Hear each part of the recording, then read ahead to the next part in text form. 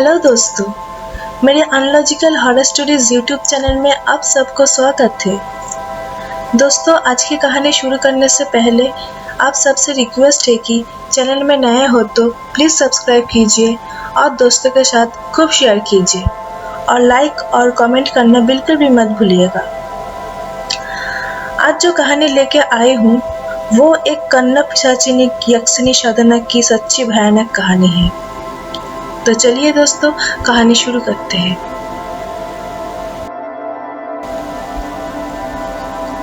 मैं बचपन से तांत्रिक बनना चाहता था, मगर अच्छा गुरु ना मिलने की वजह से एक एस्ट्रोलॉजर बन के ही रह गया था। हर रोज 5 से 10 लोग मेरे पास आता था, उन लोग के भूत और भविष्य जानने के लिए। मगर उन लोग के हाथ के रेखा देख के मैं जैसा तैसा करके बोल दिया करता था और पैसा कमाता था।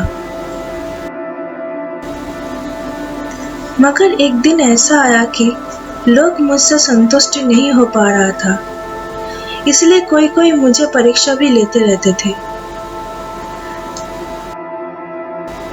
लोग मुझे अपने भूतकाल के बारे में पूछते थे तो मैं कुछ भी बता दिया करता था और अक्सर वो सब गलत ही निकलता था।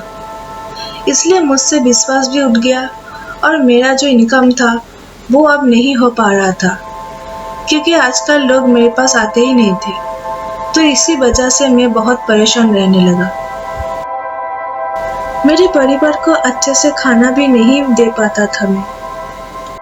मेरे परिवार में मेरा बुरा बाप और माँ के अलावा मेरे एक हैंडीकैप भाई भी था।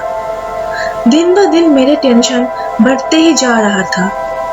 मैं यही सोचने लगा कि लोगों की फ्यूचर क्या मैं ठीक करूँगा, मैं खुद की फ्यूचर को ही ठीक नहीं कर सकता हूँ। ये सब सोचते सोचते ही एक दिन रात को मेरे मन में ख्याल आया कि कुछ ऐसा साधना करना होगा जिससे कि मैं लोगों की भूत और भविष्य बारे में बोल सकूं।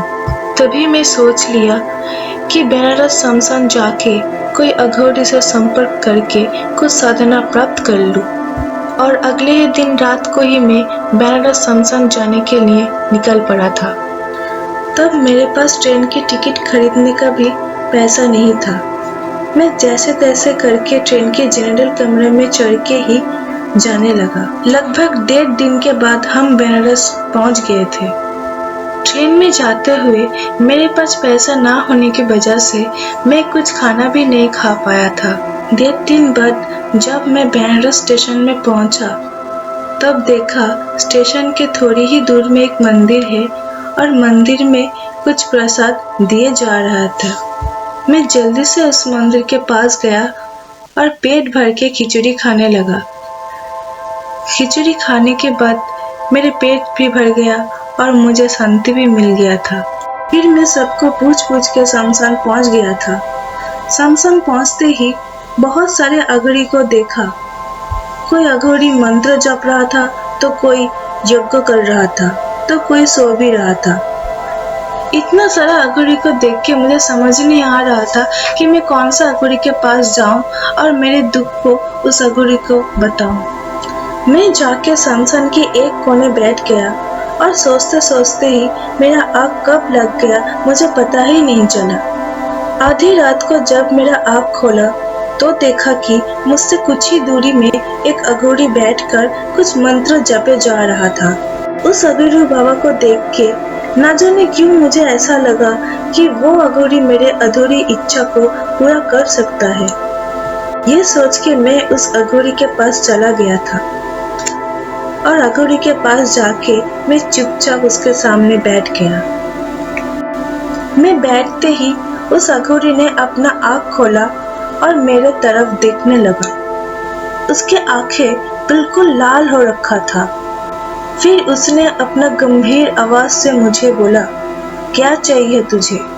मैं इतना सुन के अघोरी बाबा को मेरे कहानी बोल दिया और मुझे अपना शिष्य करने के लिए भी बोला। तब अघोरी ने कुछ टाइम चुपचाप रहा, फिर अपना आँख बंद करके मेरे सर में हाथ रखा और बोला, तुम मेरे शिष्य बन नहीं सकते हो, क्योंकि तुम हमेशा पैसे के पीछे ही भागते रहते हो। तुम्हारी इच्छा है कि तुम ऐसा साधना सीखो जिससे तुम लोगों का भूत और भविष्य जान सको और वो उसको बता भी सको और अपने जीवन में आगे बढ़ सको। मगर ऐसा साधना सिर्फ तुम्हें एक ही साधना दे सकता है। ये बोल के अघोरी बाबा कुछ सेकंड तक चुप रहा, फिर बोला कि ये कन्ना पिशाचिनी साधना है। ये साधना करने के लिए बहुत कुछ तुम्हें सहना पड़ेगा। तुम एक ब्राह्मण हो, क्या तुम ये सब कर पाओगे? अघोरी के बात सुन के मैं खुश हो गया था कि चलो कुछ साधना तो मिला कि मेरे फ्यूचर बन सके। इसलिए मैं सब कुछ सहने के लिए तैयार हो गया था।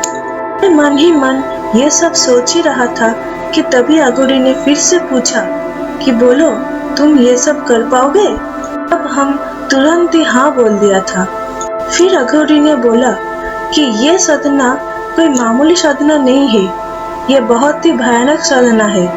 तुम फिर भी सोच लो एक बार। ये सुन के तुरंत ही हाँ बोल दिया फिर से। फिर अघोरी ने कहा कि मैं तुम्हें मेरे साथ ये साधना नहीं करने दे सकता। तुम ये साधना एक बंद घर में जाके करना पड़ेगा, और ये साधना करोगे तो तुम कभी किसी के शिष्य नहीं बन पाओगे, और तो और तुम कभी हमसे मुलाकात भी नहीं करोगे। ये सब सुन के मैं थोड़ा सा घबरा गया, पर फिर भी मैं ये कन्ना पिशाचिनी यक्षिनी की साधना करने के लिए राजी हो गया था।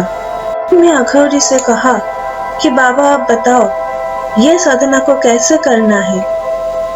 फिर अघोरी बाबा ने एक कागज और कलम दिया और सब लिखने के लिए बोला। अघोरी बाबा ने जैसे जैसे बोला मंत्र और सब तिथि के बारे में मैंने सब कुछ लिखने लगा। फिर अघोरी ने अपनी थैली से मुझे कुछ फल और कुछ पैसा दिया और घर चले जाने के लिए बोल दिया था। मैं रात को ही स्टेशन में फिर से जा पहुंची और ट्रेन की इंतजार करने लगी। जैसे ही ट्रेन आया मैं चढ़ गई ट्रेन में और घर की तरफ निकल गई। घर पहुंचते ही मैं उस साधना की तैयारी शुरू कर दिया था। एकादशी के 10 दिन पहले मैंने खाना पीना और नहाना बंद कर दिए थे और एक बंद घर में बैठ के मंत्र जपना शुरू कर दिए थे। जिस घर में मैं साधना कर रहा था वो घर एकदम अंधेरा करके एक दीपक जला के उसके सामने आसन लगा के उसमें बैठ के ही मंत्र जपना पड़ता था, और भूख लगे तो अपने ही मल को खाना पड़ता था, और प्यास लगे तो अपने ही मूत्र को पीना पड़ता था, और पूरा शरीर में भी वही सब लगाना पड़ता था।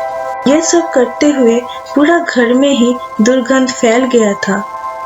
अब तो सांस लेना भी मुश्किल हो रखा था।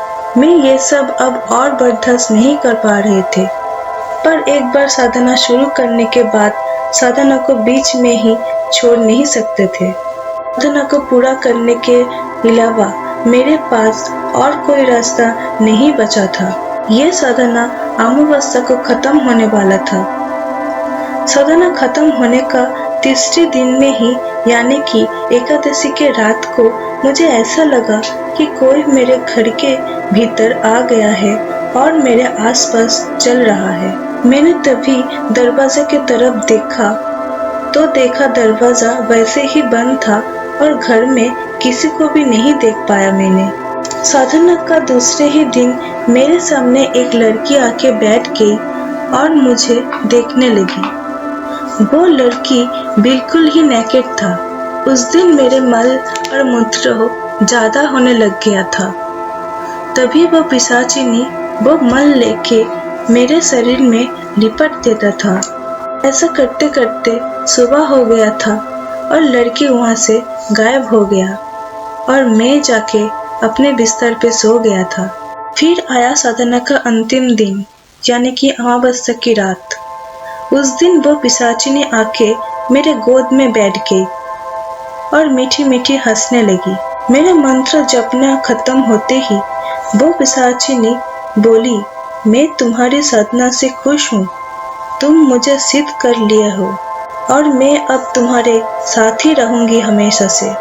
और तुम जो कुछ भी पूछोगे सब बता दूंगी तुम्हारे कान में। पर अगर जब कभी तुम मुझे त्याग करने की सोचा तो मैं तुम्हें उसी पल मार दूंगी। ये बोल के वो पिशाचिनी मुझसे जबरदस्ती संगम करने लग गया था।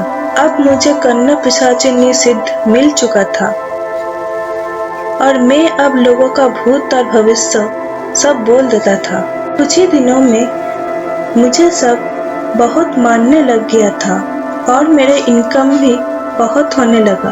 पर वो पिशाचिनी जब चाहे मेरे पास आके मेरे साथ संगम कर लिया करता है। मुझे अब सब कुछ मिल गया है जो मैं चाहता था इतने दिनों से। पर मैं जिंदगी में कभी शादी नहीं कर सकता हूँ और वो पिशाचिनी को कभी खुद से अलग भी नहीं कर सकता हूँ। पर अब मैं सोचता रहता हूँ कि मैं पहले ही अच्छा था। आज मेरे पास सब कुछ होते हुए भी कुछ कमी महसूस करता हूँ। शादी करके मैं अपना एक दुनिया बनाना चाहता हूँ पर वो इस जन्म में तो नहीं हो सकता। खुद को बहुत अकेला महसूस करता हूँ मैं। पता नहीं आगे क्या होगा। तो दोस्तों आज की कहानी यही खत्म होता है। कहानी अच्छा लगा हो तो लाइक कीजिए, कमेंट कीजिए और दोस्तों के साथ शेयर कीजिए और चैनल को सब्सक्राइब जरूर करिएगा। Thank you for watching this video.